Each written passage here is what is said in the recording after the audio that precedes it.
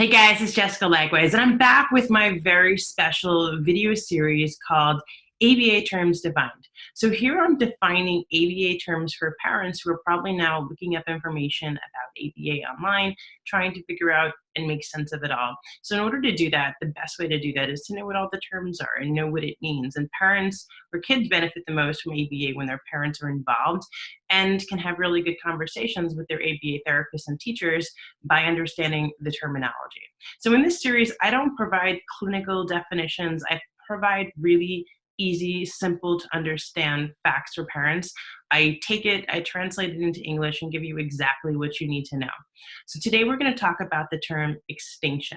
Now, extinction is a procedure that's used to stop a behavior from occurring. It is often known as planned ignoring, but it doesn't just mean planned ignoring. So in ABA, if you want a behavior to occur again, you use reinforcement, which means that you reinforce the behavior, reward the behavior, so the child's more likely to engage in the behavior again. Essentially, when you're doing that, you're allowing a behavior to work. So let's say, for example, a child wants to eat a cookie, and they say to you, "Mom, I want a cookie," and you give them a cookie, you allowed the communication, the nice talking, "I want a cookie," to work.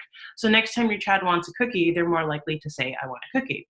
Now, in the event you do not want to reinforce a behavior, you want to use what's called extinction. There's really only two ways to prevent a behavior from occurring again. One is extinction and one is punishment. Now, we don't like to resort to punishment right away, although sometimes it is appropriate for a parent to punish a child. But in this video, again, we're talking about extinction, meaning you're not letting a behavior work. So there's only a few reasons that kids do things. And now this kind of a disclaimer here, we're talking about the socially based behaviors.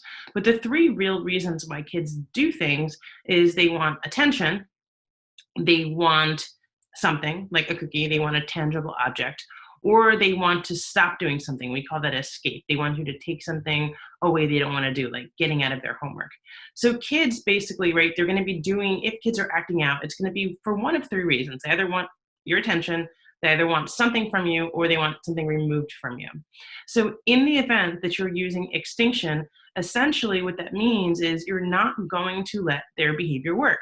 So in the event that your child is ignoring, is trying to get your attention, you want to do your best to ignore them.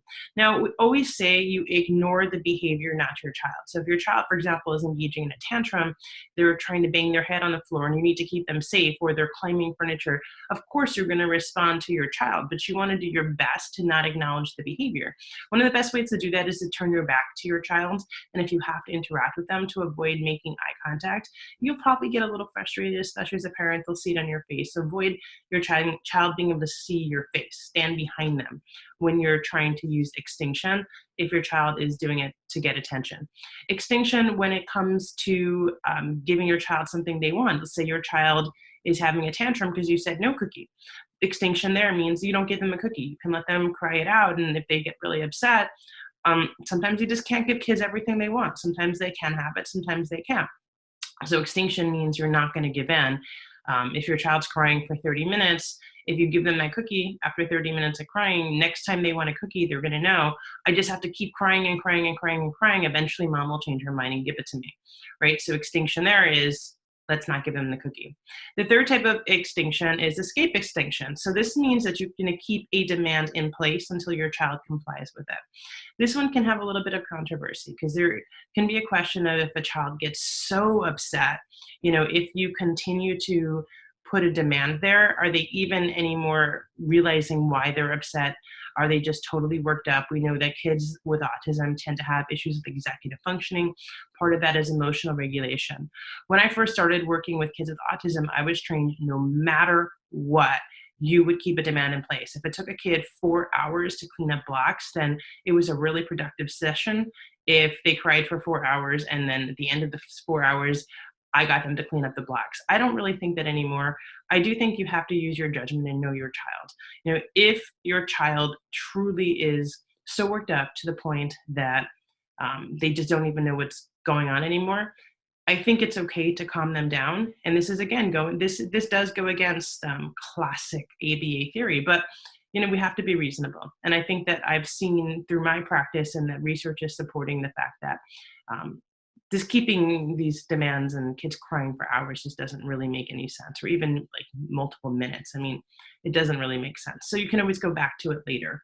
But that's the classic definition of what extinction is. So I really hope that this video helps you as a parent understand a little bit about ABA, understand a little bit about what's going on.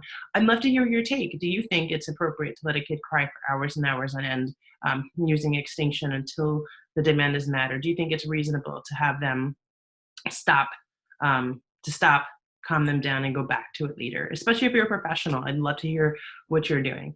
So if you have any questions, I would love to answer them.